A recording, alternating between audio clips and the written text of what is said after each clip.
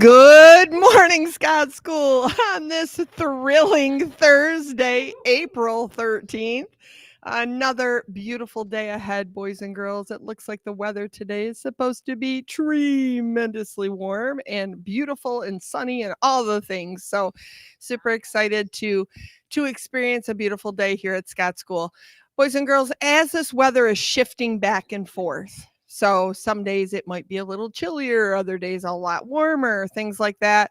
We're kind of in that transitional phase between not quite winter because we're not there, but we're in that spring phase where like you kind of get caught between some days are cold, some days are not. And same thing with like inclement weather and rain.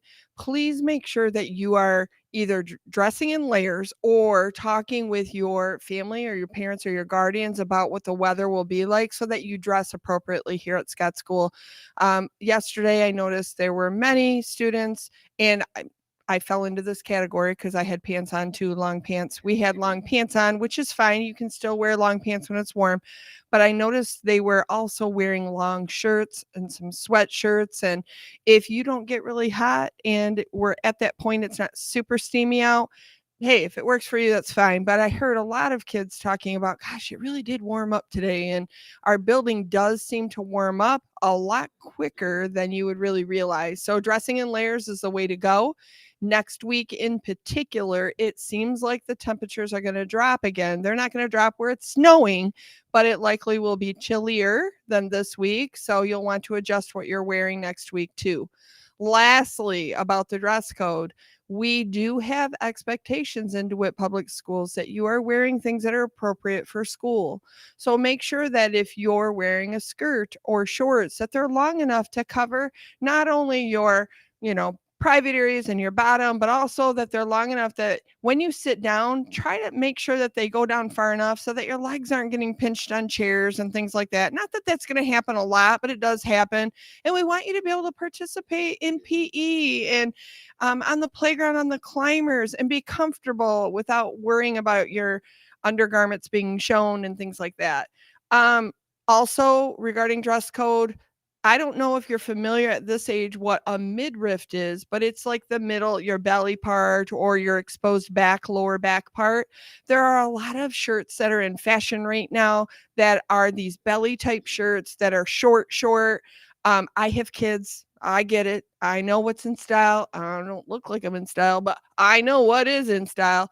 And here at school, we do ask that you keep those midriff shirts if your family allows you to wear them for home or outside school events, not here at school. Anything that you wear to school has to be appropriate, but it also has to allow teachers to teach and other students to learn without it being a distraction to anyone's learning, including your own. And then the final tip I want to give you is it is sandal and flip flop season, which is super fun. I know many of you really enjoy wearing flip flops. Please, boys and girls, we really prefer to have sandals that have backs on them. If you do wear flip flops, be very, very, very, very mindful of PE days and your play on the playground. It is very difficult to climb on climbers. It is very difficult to run around and have fun when you don't have shoes that are strapped on your heels.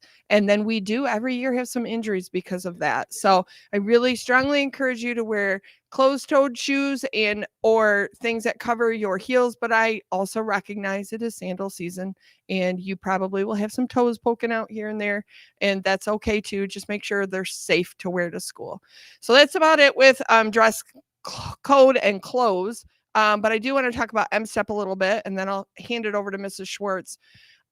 We unfortunately weren't able to test on Tuesday, and all of you know that because you experienced it. And we give a big shout out for how resilient you were and your ability to be flexible.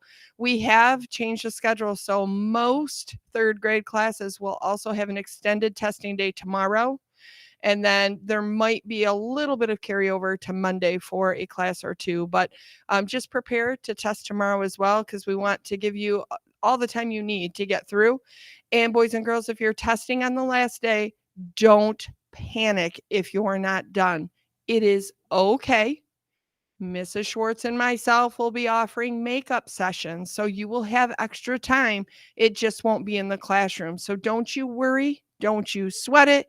Don't you rush. It is fine. Just give it your all and you might finish. But if you don't, again, it's no big deal. And our fabulous vocab word of the week is figuratively. And another figurative language phrase is I am over the moon. What does that mean? Well, it means, oh my goodness, I am super excited about something.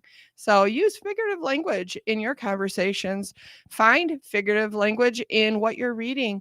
Be really crafty and creative, included in your writing. Figurative language is super, super fun, but you do have to be cautious. I will warn you. Sometimes figurative language can have meanings that others don't really understand, or you might think it's funny and silly, but it might have kind of a put down or a bucket dipping connotation or meaning. So we have to be cautious about that too. But be fab with vocab. I know you can do it. And now on to Mrs. Schwartz. Wow, thank you, Captain Reha. Ooh, there's a blast from the past for March's Reading Month. Super exciting, my friends.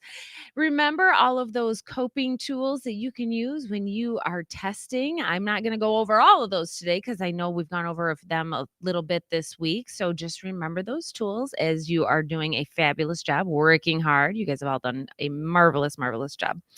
Now, we've got some Panther Pride winners from Miss Larson's class: Aurora and Violet and Owen and Landon, Ethan and Callum. Congratulations, my friends. We will be having that Panther Pride recess towards the end of the month, so we got a couple weeks yet, but we are just always so proud of all of the hard work you do. Now let's please stand for the pledge.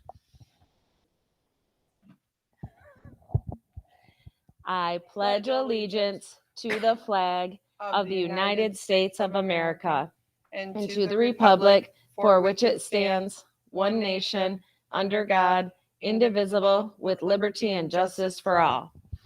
Have a thoroughly thrilling Thursday, Scott School. And remember, keep drinking all that water and hydrate.